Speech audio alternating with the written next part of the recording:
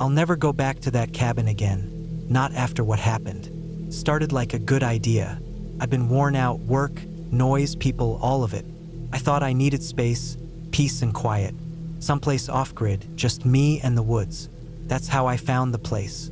A small cabin listed on a low-traffic site, owned by some guy who barely updated the description. No reviews, no photos, just a paragraph saying it was a dry cabin, well-built with a wood stove, good for hunters or anyone needing to get away. Cheap too. That should have been the first red flag. I drove out there on a Friday afternoon in early fall. The road was mostly gravel by the time I turned off the main highway. The trees closed in tighter the deeper I went. No cell signal after about 10 miles. The last stretch was barely wide enough for my car. Just packed dirt, ruts, and roots. I passed maybe 2 other places before hitting the end of the road, where the cabin sat. It was simple. One story with siding, front porch sagging slightly on one side. No lights, of course. No power line. Just a small clearing hacked out of the trees, enough space to park and turn around. I got out and listened. Dead quiet. No birds, no bugs, nothing but the wind working through the trees. That should have been the second red flag. Inside, it was dark and smelled old. Not musty, just stale, like it hadn't been aired out in a long time. The furniture was all handmade, rough wood, just the basics.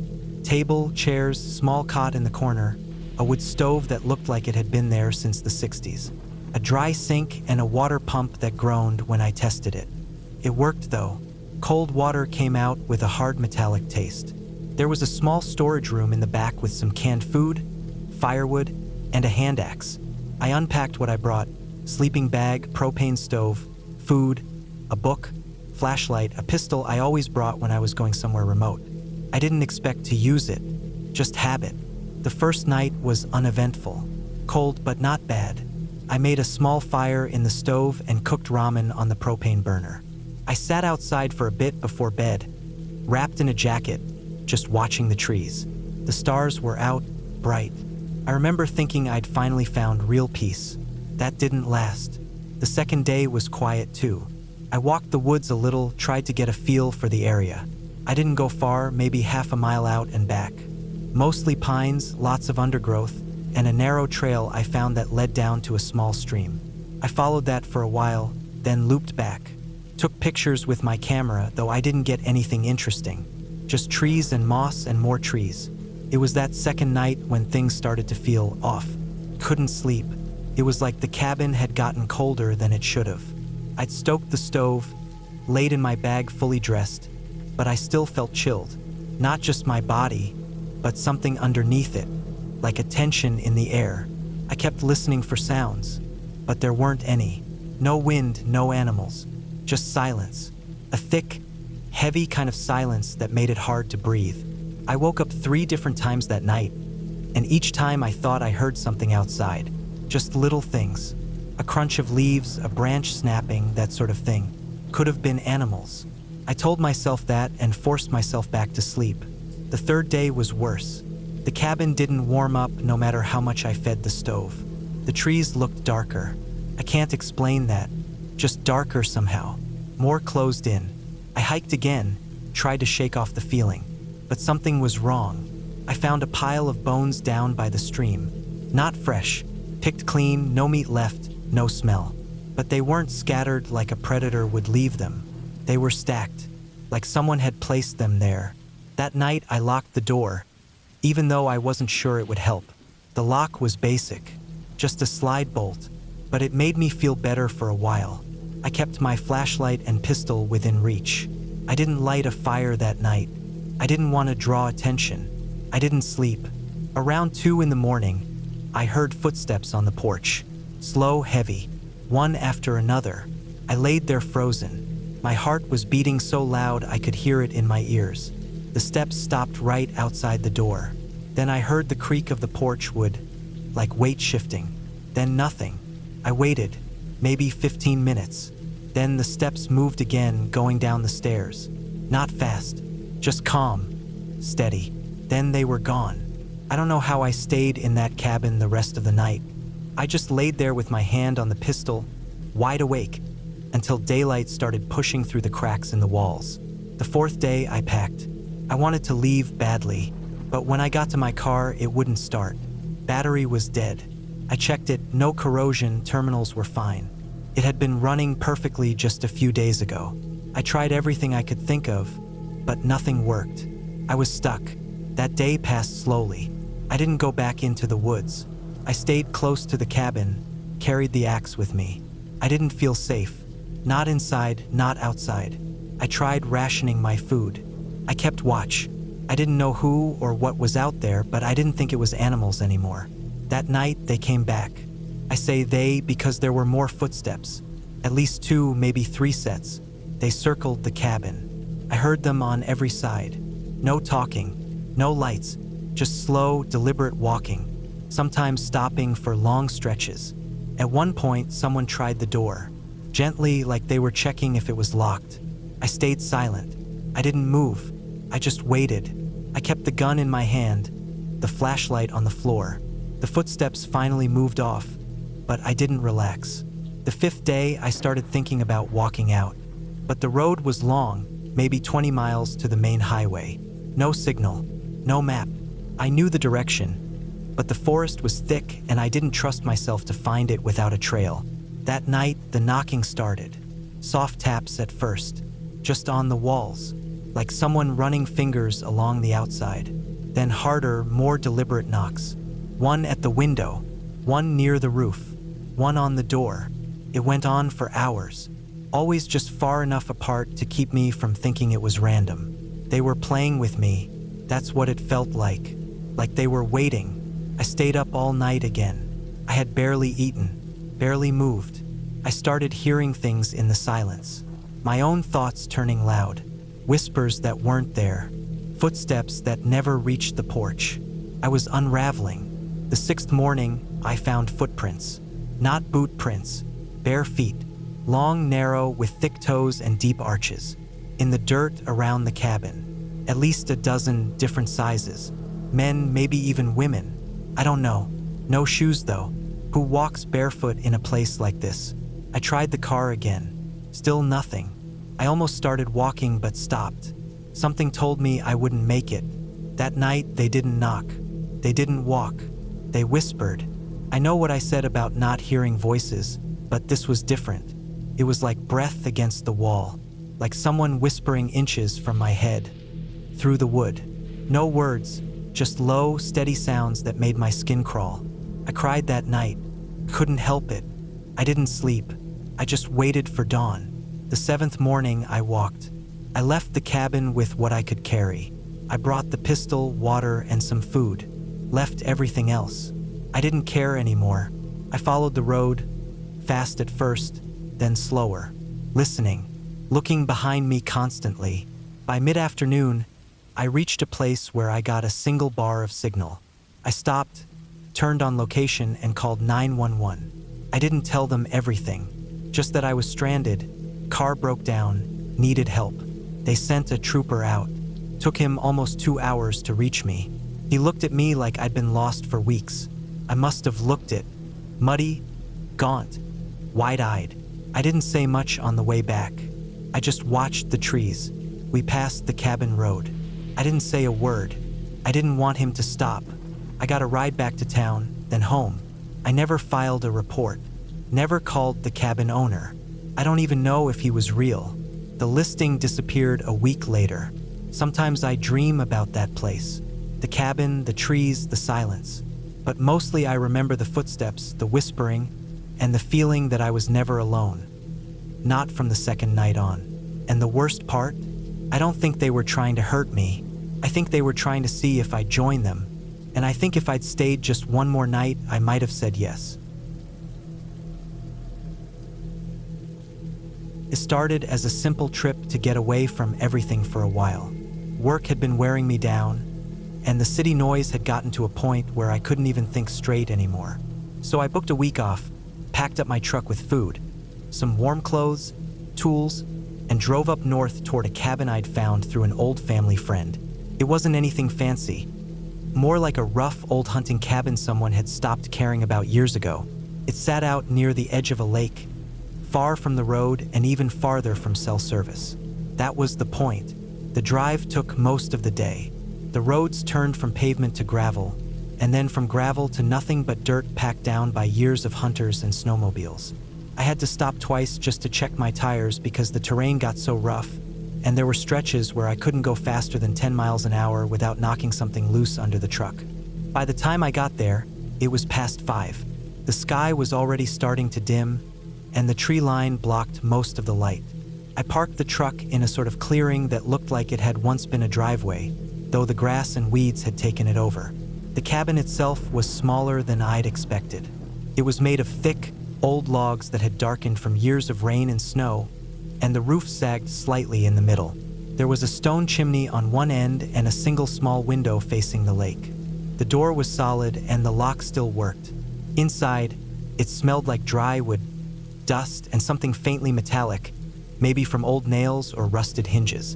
There was no electricity, just an old propane lantern hanging from a hook and a wood-burning stove in the corner. I brought in my gear one trip at a time, trying not to let the door hang open too long. Mosquitoes swarmed in clouds near the trees, and though it was cool out, they didn't seem to care. Once I had everything inside, I set up a small cot in the corner, unrolled my sleeping bag, and got the stove going. There was already a small stack of chopped wood by the door. I figured the last person to use the place had been decent enough to leave something behind. That first night was uneventful. I didn't even stay up that late. I made a small meal on the propane stove I'd brought, wrote a few notes in a notebook I kept for trips like this, and read by lantern light until I couldn't keep my eyes open. I was asleep before 9. I woke up to the sound of something brushing against the outside wall. It was light, soft, like a branch swaying in the wind and scraping the logs. But there wasn't any wind. I sat up in the dark and listened. Came again, a soft brushing sound, then a short pause, then again, higher this time, like it was near the window. I got up slowly, picked up my flashlight, and turned it on. The beam was weak, batteries were already dying, but it gave me enough light to move. I didn't see anything out the window, just the dark shapes of trees and the faint outline of the lake through the brush. I opened the door, stepped out, and stood on the front stoop. The air was cold, and I could hear the usual sounds: crickets, frogs, the distant splash of water, but nothing else. I walked around the cabin once, shining the light along the ground and up the walls. Nothing. No animals, no broken branches, no footprints. I went back inside, locked the door again, and lay back down. I didn't fall asleep for a while, though. I kept listening, waiting for it again, but it didn't come. The next day, I woke up early and walked down to the lake. It was calm and glassy, untouched. I took a folding chair and my fishing rod and sat for hours, not really caring if I caught anything. I saw no one, not a soul. I walked around a bit in the woods, keeping track of my location by marking trees with little strips of colored tape so I wouldn't get turned around. I even brought a compass and a backup GPS just in case. Around midday, I came back to the cabin and made a small fire in the ring outside. I heated up some soup and listened to the quiet. That's what I'd come for: no cars, no phones, no emails. Just wind in the trees and water lapping the rocks. That second night, the brushing sound came back. Only this time, it wasn't soft. It sounded like something dragging along the logs deliberately. I sat up immediately and shut off the lantern. I waited. Then came the creak of wood. Not from inside, but from the porch. There was a single wooden step up to the door, and it groaned under weight. I didn't move. I just listened. Another creak. Then nothing. I stayed like that for probably 30 minutes. Then I got up and reached for my flashlight again. I kept it off. I went to the window and looked out.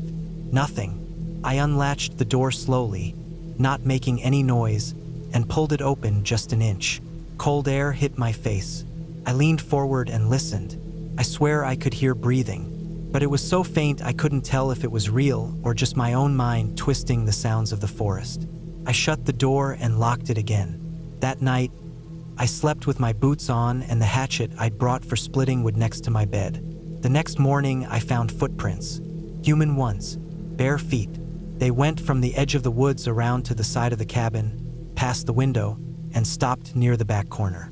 Then they disappeared. Not back the way they came, just gone. I followed them, checking the soil, the grass, the moss, but they didn't pick up again. I even checked for animal tracks, but nothing else was around. The prints were small, too. Not child-sized, but not big. Just average. Toes, heel marks, the curve of the arch. Like someone had been walking in wet sand. That shook me a little. It wasn't just an animal. Someone had been out here, watching. I spent the rest of the day sharpening the hatchet, cutting more wood, and setting up little things to make me feel safer. Like a few tin cans on strings hung near the door and window. Primitive, sure, but they'd rattle if anything touched them.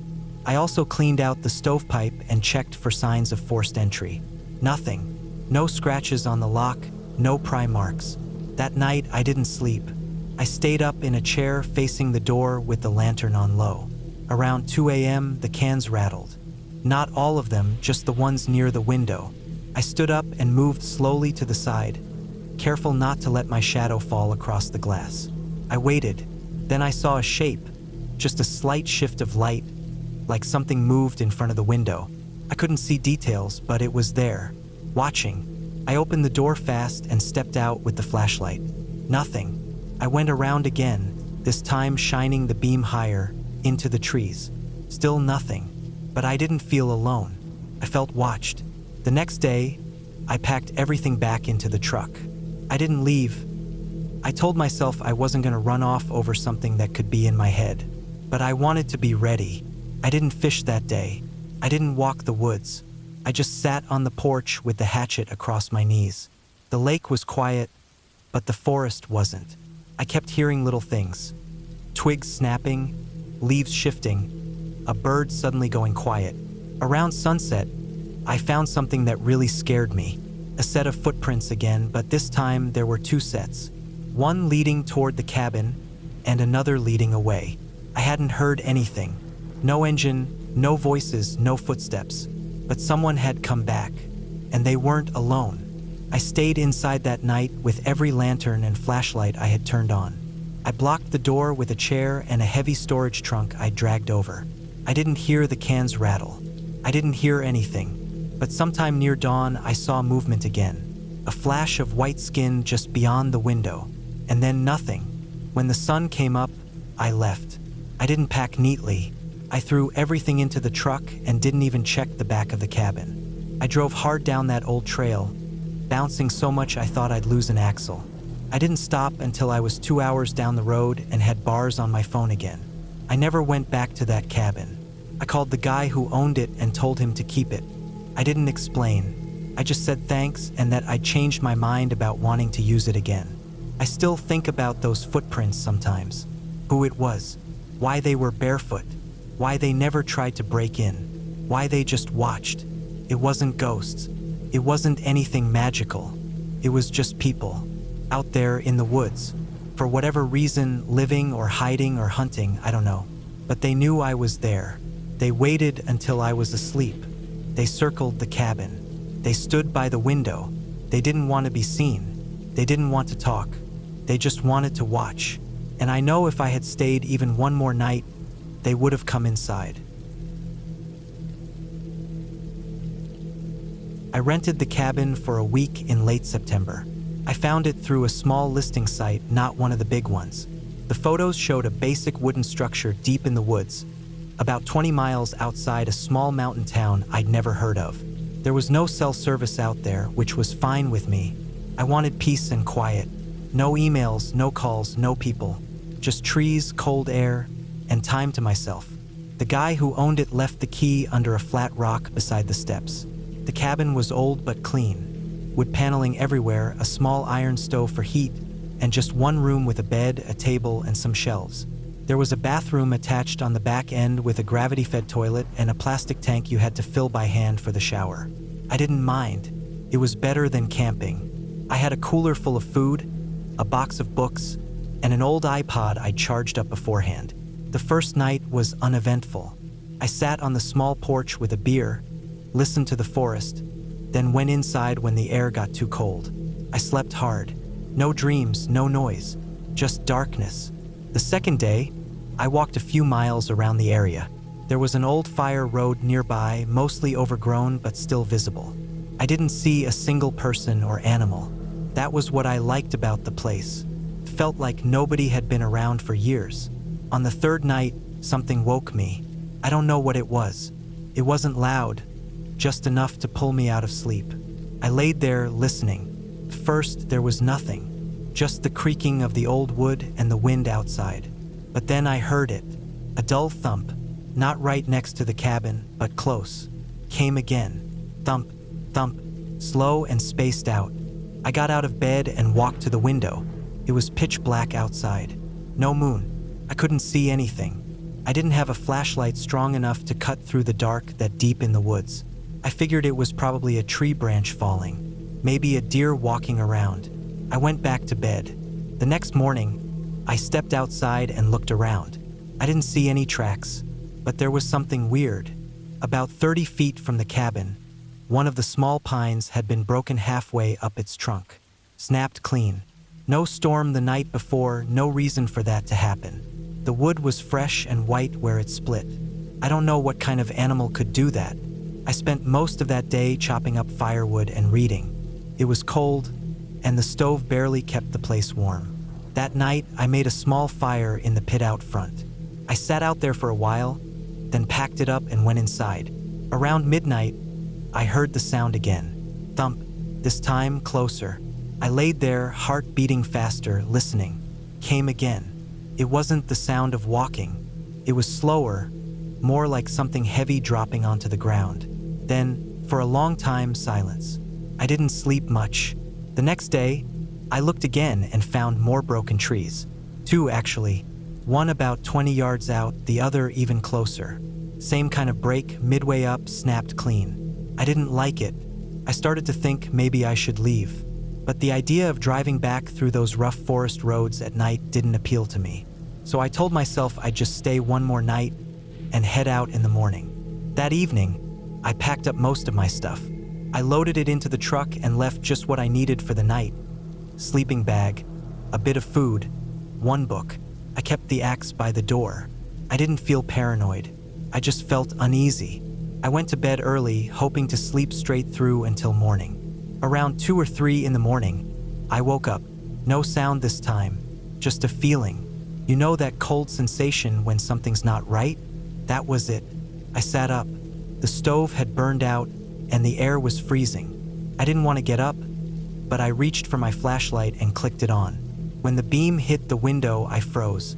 There was a mark on the glass. I hadn't noticed it earlier. A long, greasy smear. It wasn't a handprint. It was more like something had rubbed against it. It stretched the whole length of the pane, down low like something short had passed by. But the thing is, the window was 6 feet off the ground. Nothing should have been able to rub against it unless it was tall, or unless it was leaning in. I stayed awake the rest of the night. I didn't hear anything else, just the wind. At first light, I grabbed my bag, locked the door behind me, and walked straight to the truck. The air was still, the woods quiet. I drove slow down the rough trail, wheels slipping in soft mud and gravel. I didn't look back. About 2 miles out, I had to stop. A tree had fallen across the road. Not huge, but too thick for me to move by hand. It looked fresh. The leaves were still green. I stared at it, wondering how it had come down so perfectly across the narrow track. There was no storm, no wind. I backed the truck up and pulled over, took out the axe and started cutting through it. It was slow going. I was halfway through when I heard a sound behind me, a sharp crack. I turned fast, heart in my throat. Nothing, just the woods.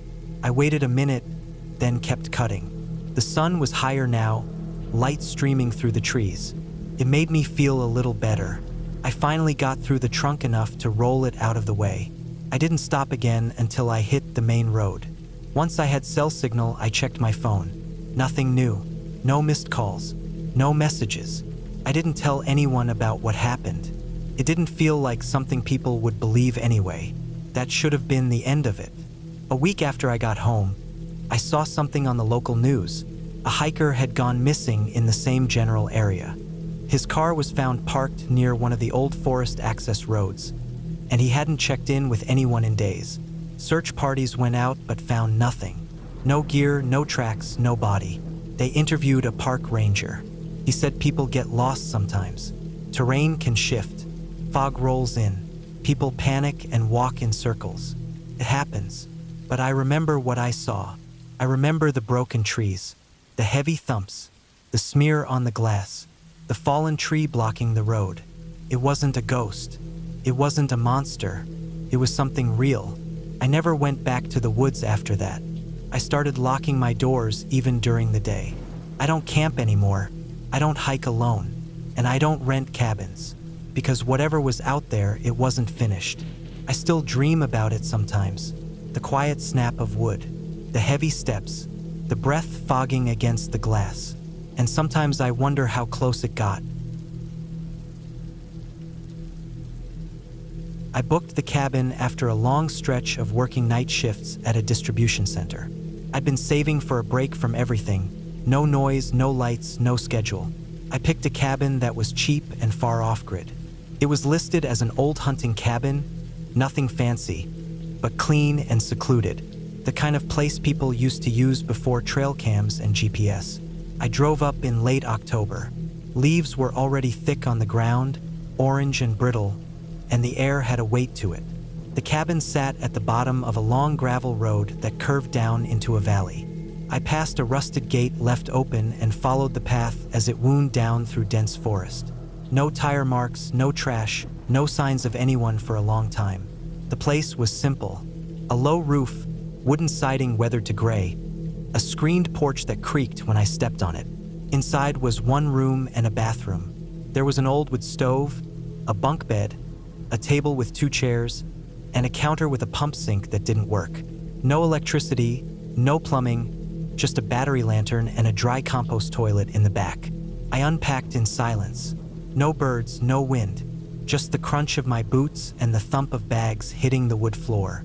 I had a week's worth of food in a cooler, firewood in the back of the truck, and a stack of old survival magazines I found at a thrift store. That night, I built a small fire in the stove, ate cold chili out of a can, and read by lantern light. The silence was good. The next morning, I hiked around the area. The trees were mostly oak and pine. I found an old deer stand about a mile north, long since collapsed. No signs of trails, no boot prints, nothing. I kept going and found a shallow creek with clear water and smooth stones. I knelt down and drank from it, cold enough to make my teeth hurt. When I got back to the cabin, I noticed something small. A strip of bark torn from a tree about 5 feet up, fresh and white underneath. It was odd, but I chalked it up to weather. Maybe a bear. I spent most of that day gathering kindling and cleaning the old iron stovetop with steel wool I'd brought. There was an old chair out back, folded and covered in moss. I cleaned it off and used it to sit in the sun, staring at the trees. That night I slept lighter. The wind had picked up and the creaking of the trees made it hard to rest. Around midnight, I woke up to a hollow clunk outside. Not loud, but sharp. I waited, still under the blanket, then got up and stood near the door. It was silent again. In the morning, I walked around the cabin to see if anything had fallen. A short stack of firewood I'd left under the porch was knocked over. Looked like something had bumped into it or stepped on it. Could have been a raccoon. But none of the wood was chewed, and there weren't any scratch marks. Midway through the day, I found another tree with bark stripped off, higher this time, 6, maybe 7 feet up. A narrow vertical line like something had run a knife along it. The edges were smooth. No tooth marks, no claw marks, just a single clean strip. That night, I kept the axe beside the bed. It was colder than before. My breath fogged up the glass window. Around 3 a.m., I heard it again. Not a clunk this time. It sounded like someone dragging a stick through the dry leaves outside. Long, slow drags. Then nothing. I didn't move. Just laid there and waited. Eventually, I dozed off. In the morning, I went out and checked. Sure enough, there were drag lines in the leaves, curved paths around the cabin. Not animal prints, just long arcs like someone had slowly walked in a wide circle, brushing the ground. I started feeling like I wasn't alone out there. I kept telling myself it was just an animal. I wasn't used to total silence, and every sound had weight. But the marks in the leaves didn't make sense. That afternoon, I went further out, maybe 2 miles. Found the remains of a tent, torn nylon, flattened poles, and an old blackened fire ring. No gear, no trash, just a faint patch of flattened ground. It didn't look recent. I didn't stay long. When I came back, I noticed something else. One of the windows, the far one over the counter, had something on the outside of it. A faint print, long and wide, like someone had leaned against it. No fingers, no smudge, just pressure like a shoulder or head.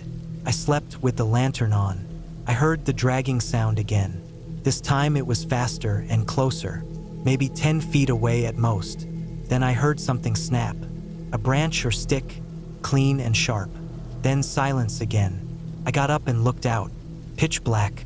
I couldn't see anything, but I felt something. That sense that something was watching me. That electric tension behind the eyes. I waited for morning. The next day, I made a decision. I was going to leave early.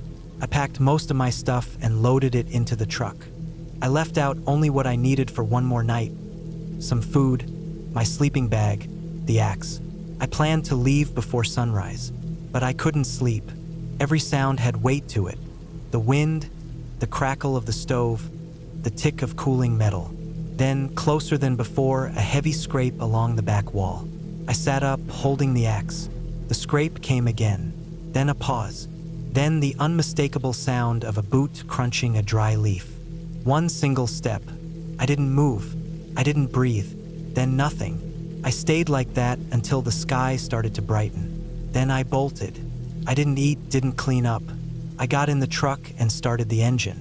The gravel popped under the tires as I climbed the hill. About halfway up the gravel road, I saw it. Off to the right, a figure, not close but visible, standing still between 2 trees. It wasn't moving, just watching. I didn't stop. I drove until I hit pavement, then didn't stop again until I was 30 miles out. I pulled into a gas station and just sat there. My hands were shaking, and my shirt was soaked through with sweat. A week later, I called the owner and told him I left early. Said I got sick. He didn't seem to care. Said the place was mostly used by bow hunters, and that I was the only booking that month. I searched online for anything weird about the area. I didn't find much, just a couple old posts from hikers saying they felt uneasy out that way. One mentioned seeing someone following them off trail, but when they called out, no one was there. I haven't been back. I got rid of all my camping gear, started spending weekends in town instead. But sometimes I think about that scrape on the wall, the quiet steps, the strip of bark, 6 feet up. Whoever or whatever was out there didn't want me to stay. And I listened. It wasn't a ghost. It wasn't some fairy tale monster. It was real, and it was close. That's enough for me. I booked the cabin in early September. It was one of those decisions I made without overthinking, just wanting to get away for a while. Work had been nonstop. My apartment felt like a box closing in on me, and I was tired of seeing the same streets, the same coffee shops, the same people. I'd seen an ad online for a small, off-grid cabin about 3 hours north. The photos looked nice. Nothing fancy, just a simple wooden structure tucked away in the woods, with a basic stove, a cot, and a little porch that overlooked a tree-covered slope. No electricity, no running water. That was part of the appeal. The ad said it was quiet, perfect for people who wanted to disconnect. I didn't care about all that. I just wanted to be somewhere else. The guy renting it out emailed me a PDF with instructions. How to get there, where to park, how to unlock the door, how to prime the little propane heater if I needed it. He said I wouldn't have cell service, but there was a weatherproof box with a crank radio and some emergency stuff inside. I left early on a Friday morning, the weather cool and gray. I drove out of the city and then up through back roads that twisted through fields and pine forests. The farther I got, the fewer houses I saw. By the time I reached the turnoff, a barely visible dirt track with a small orange ribbon tied to a branch. I hadn't passed another car in 20 minutes. The road to the cabin was rough and narrow, lined with birch and pine so close they scraped against my side mirrors. I followed the directions carefully, counting turns and checking landmarks. A large boulder shaped like a boot, a sharp right after a fallen birch, and then one last hill that led to a small clearing. That's where I parked. The cabin was maybe 50 yards away, half hidden behind a cluster of pines. It was smaller than it looked in the pictures, weathered with siding, a steep roof, and one window with old shutters. The door creaked when I opened it. Inside, it smelled like dust, pine, and something a little sour, like damp wood that hadn't fully dried. The place had one room. There was a cot against the far wall, a little stove with a propane tank, a wooden shelf with some canned goods, a jug of water, and a steel basin for washing. A tin bucket sat near the door, filled with fire-starting supplies. I dropped my pack on the cot and took a minute to look around.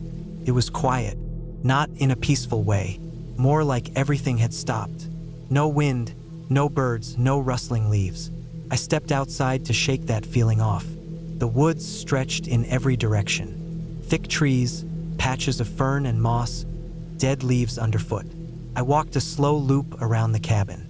Nothing unusual. No signs of animals or recent human activity.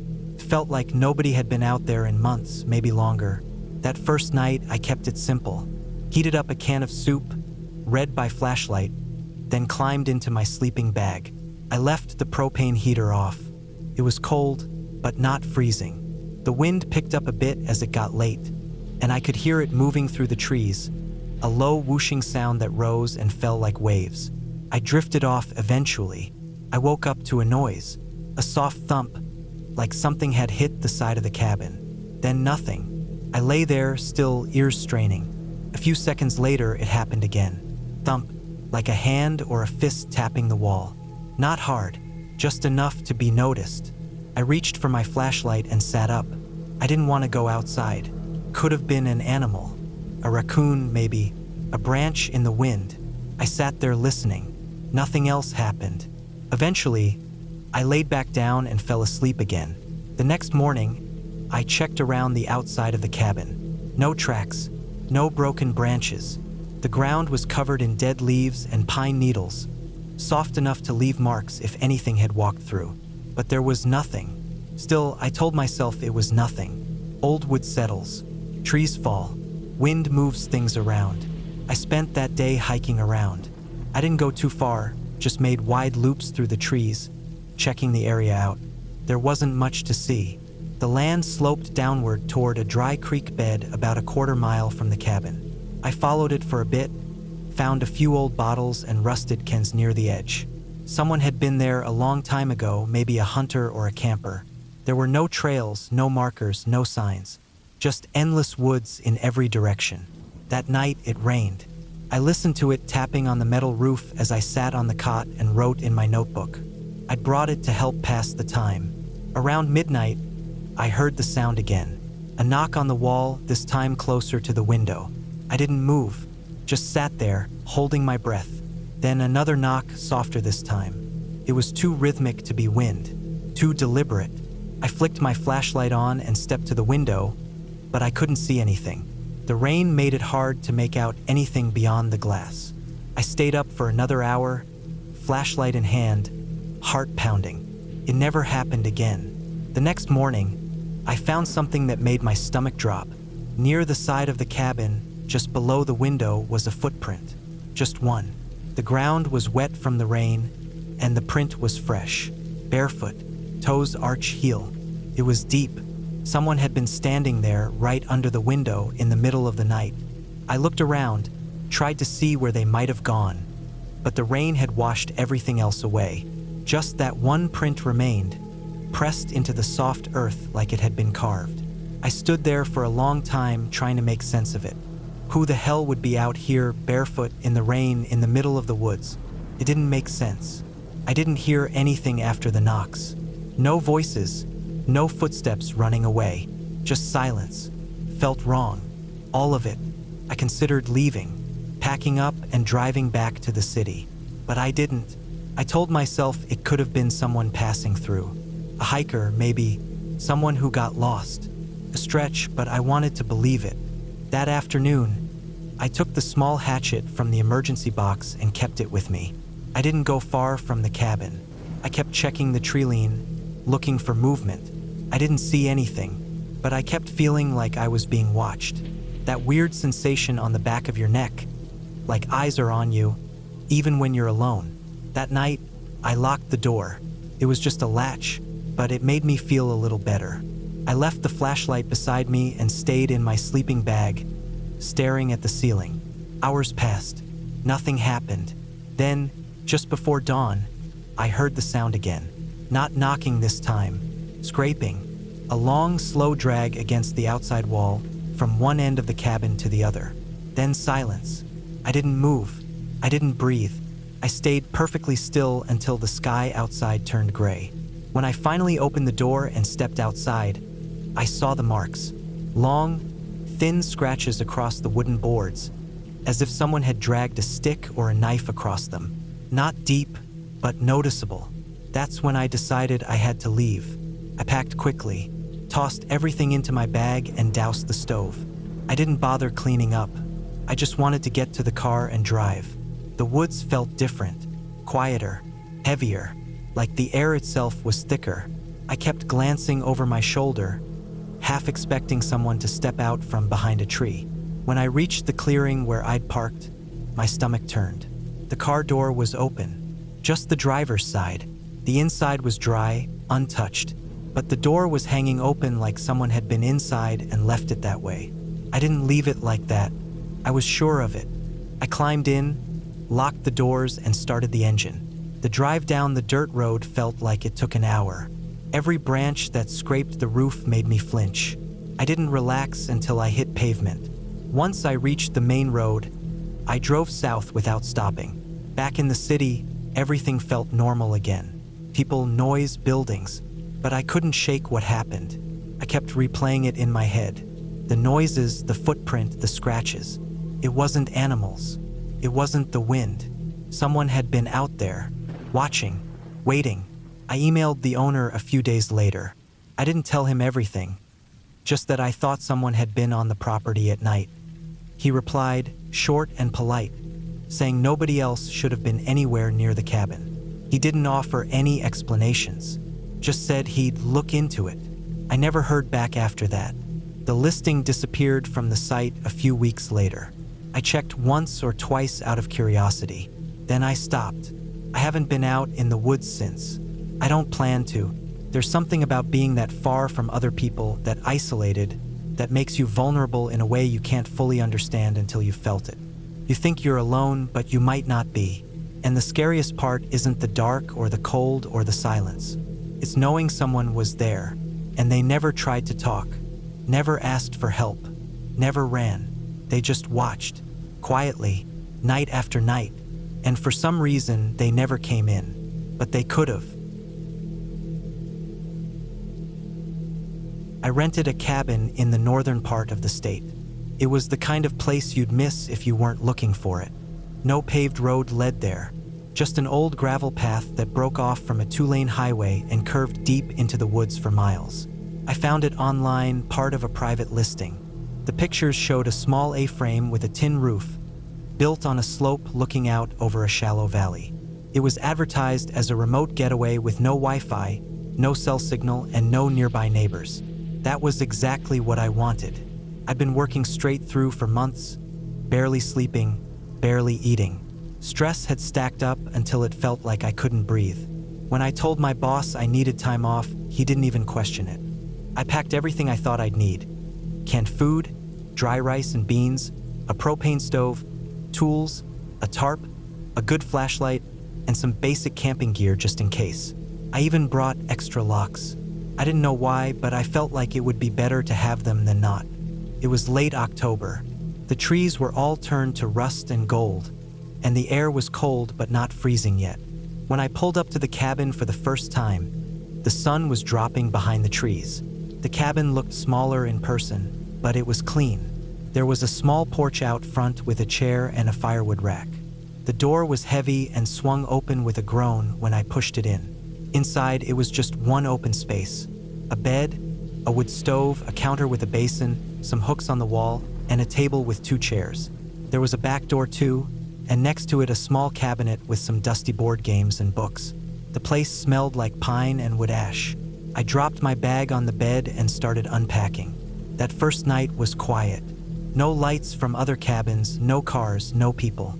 I lit a couple candles, ate cold beans straight out of the can, and sat on the porch listening to the wind. There were animals in the woods. I heard raccoons chattering and something larger breaking branches far off. I figured it was a deer. I slept well. The second day I explored. There were trails behind the cabin, faint ones, probably used by animals. I followed one for a while. It curved up the ridge and leveled out near some boulders that overlooked the valley. I sat there for an hour just watching the trees move.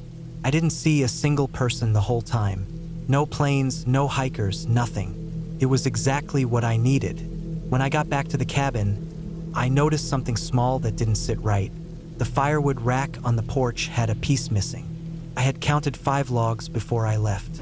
Now there were 4. It was probably just me miscounting, or maybe it fell off and rolled down the slope.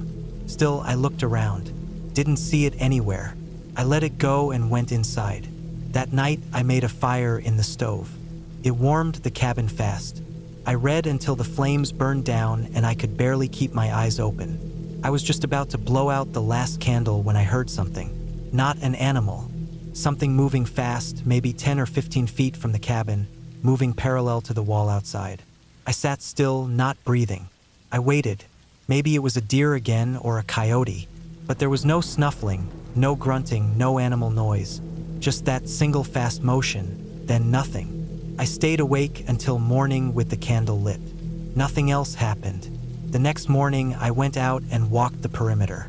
The ground was soft from rain the week before, and I saw a set of prints in the mud along the side of the cabin. They were boots, human. They came out of the woods, walked beside the wall, and then turned around and went back the way they came. My stomach dropped. I had a small hatchet with me and I held it tight as I followed the tracks into the woods. They didn't go far, just maybe 30 or 40 feet back, and then vanished into the brush. I walked the area in circles, looking for anything. A sleeping bag, garbage, something, nothing. I thought about leaving, but I'd driven hours to get here. Maybe it was a hunter passing through. Still, I felt watched. I went back to the cabin and locked both doors. That night, I pushed a chair under the front knob and stacked some pans near the back door so I'd hear if someone opened it. I didn't sleep. I sat at the table with the hatchet and listened. Around 2 or 3 in the morning, I heard something again. Same sound. Fast motion outside. No footsteps. No voice. Just something moving quickly, like someone rushing past the wall again. I waited with my hand on the handle. Nothing else. By morning, I was exhausted. I wanted to believe it was just paranoia. Cabin fever. I left for a hike, thinking maybe I needed to clear my head. I walked the ridge again, but this time I looked back toward the cabin from the high point. Something caught my eye, movement near the cabin. I crouched down behind a rock and looked harder. A man was walking around the side of the cabin, slow, hunched over. He stopped at the porch and looked in the front window. I stayed down. I couldn't see his face clearly, but he was wearing a dark coat and a red beanie. He looked around like he was checking for someone. Then he stepped off the porch and went back into the woods. I didn't go back down right away. I stayed up on the ridge another hour, thinking. I didn't have a phone signal. The cabin had no radio, no landline. No one knew where I was except the guy I rented it from. And even he only knew I was staying sometime in October, not the exact dates. I had a car, but it was parked down the slope, out of sight from the road. No one would see it. No one would pass by. I was completely on my own. I waited until late afternoon to go back. I approached slowly, watching for any sign that he'd come back. Nothing looked moved. The door was still locked, but something felt off. I checked inside carefully, every cabinet, under the bed, behind the curtain in the bathroom. It was empty. That night, I kept the hatchet on my chest while I laid on the bed. I didn't even try to sleep. Around midnight, the doorknob rattled. Not a mistake, not the wind. It rattled once, then again. Then silence. I stayed frozen. The chair I had wedged under the knob held. After a long while, I got up and moved to the window. Nothing outside. No man. No footsteps. Just the cold wind pushing leaves across the porch. At sunrise, I packed everything into my backpack. I didn't eat. I didn't brush my teeth. I grabbed my keys and walked to the car fast. I looked around constantly, never letting go of the hatchet. When I got in the car, I locked the doors before starting it. I drove straight to town. At the gas station near the highway, I went inside and asked the clerk if he'd seen anyone strange in the area. He said not really. I told him about the man in the woods. He said a lot of people squatted up there in hunting season, but most were harmless. I didn't say much else. When I got home, I messaged the guy who rented me the cabin. I told him someone had been snooping around. He replied once, said it wasn't the first time he'd heard that. Said someone had broken into the place the previous winter, left trash everywhere, never got caught. He said he'd installed trail cams after that, but I never saw any. I never went back. A few months later, I was browsing through local news and found an article about a man found dead in a hunting shack about 10 miles from the cabin. They said he'd been living off the land, eating stolen food and small animals. No ID. No one knew who he was. Just some loner who'd been drifting for years. They showed a blurry photo from a trail cam. He had a red beanie. I never really knew what he wanted. If he was just watching, or waiting for me to leave so he could take food, or if he wanted something worse. I still think about those footsteps, how close they came, how quiet he was, how easily he could have gotten in if I hadn't been awake. Since then, I don't go out alone, and I don't rent cabins from strangers. Some places are quiet for a reason, and some people, they don't want to be seen. They just want to watch, wait, keep out of sight until the timing feels right. And sometimes they never leave. I needed a break from people, not in some dramatic, storming out of the office kind of way. It was more like I had just hit a wall. I stopped caring about deadlines. I couldn't focus. I was barely sleeping. Everything felt too loud. Emails, traffic, even the sound of the fridge humming at night. I was getting headaches almost every day. So I found a listing online for a cabin about 5 hours north of where I live. No internet, no phone service, no neighbors for miles. That was the biggest selling point. It sat on a bluff above an old quarry that had long since flooded. The pictures showed a small two-room place with a wood stove, a porch, and a path that led down to the water. The write-up mentioned it used to be part of a company-owned property back when the quarry was active decades ago. The company had gone bankrupt, and all that land just got forgotten. Some local guy bought it cheap years later and built the cabin for himself but rarely used it. I booked a week. I wanted to be alone. That was the whole point. Just me, a few books, and some peace. I packed heavy. Dry food, canned stuff, camping gear just in case, and a bunch of odds and ends. First aid kit, extra batteries, a portable water filter, my old hunting knife. I wasn't planning on roughing it, but I didn't want to take any chances either. The drive was long and boring. Once I got off the main highway, it was just narrow roads winding through thick woods, mostly unpaved. I didn't see another car for over an hour. The cabin looked just like the pictures. Weathered gray wood, one window in the front, metal chimney rising above the peaked roof. There were no signs of life anywhere nearby. No power lines, no fences, no driveways. It was already late afternoon when I got there, and the sun was low behind the trees. The inside was small but comfortable. There was a small kitchen area, a wood stove in the corner, a table with 2 chairs, and a single bed pushed against the back wall. The air smelled like dust and old pine. I cracked open the windows to let in some fresh air, then started unpacking. The first night was uneventful.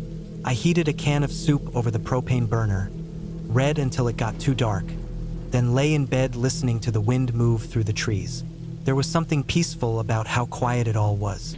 I think I slept 10 hours straight. The second day, I hiked down the slope to the quarry lake. The water was perfectly still and black in the center, with a green tint near the shore. The quarry walls were high, sheer rock, maybe 50 or 60 feet up. There was a thin trail that ran partway around it, covered in moss and leaves. I followed it for a while, just enjoying the silence. Back at the cabin, I chopped some kindling and stacked firewood near the porch. There were no signs that anyone had been there recently. No footprints, no litter, Not even animal tracks near the front door. I felt completely cut off from the rest of the world, and I liked it. That night, I noticed something strange. I had lit a fire in the stove, and while I was sitting at the table eating, I thought I heard a thud. Not loud, just a dull sound like something hitting the side of the cabin. I froze for a second, but it didn't happen again. I figured it was a branch falling or an animal brushing past. Still, I got up and looked out the window.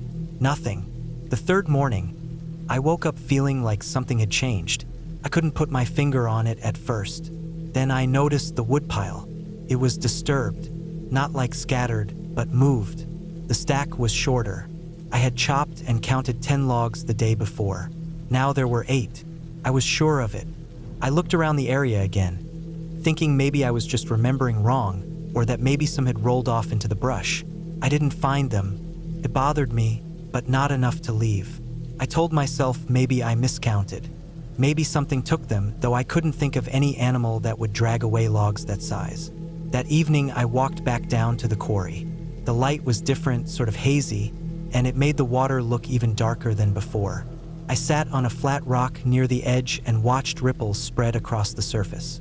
For a long time, it was completely still, but then I saw a small splash near the far side.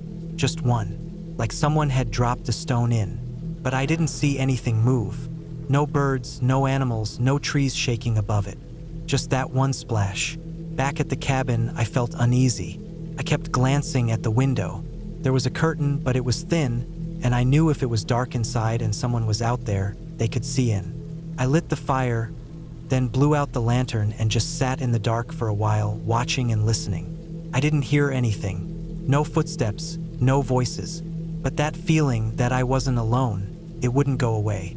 I barely slept that night. The next morning, I walked the area around the cabin in a slow circle. The ground was soft from the morning dew, and I saw something that made my chest tighten. Boot prints. Not mine. They were too wide, too deep. They came from the woods, stopped near the woodpile, then circled the cabin and vanished into the trees again.